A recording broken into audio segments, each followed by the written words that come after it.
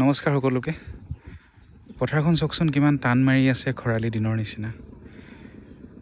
আহাৰ শেষ হৈ পিনাই আজি শাওনৰ 4 তাৰিখ ভাদই পাবহি মানুহে কেনেকৈ ৰুব বৰষুণ নাই ফৰকাষ্টত বৰষুণ দেখায় কিন্তু বৰষুণ নহয় এইটো বৰ চিন্তনীয় বিষয়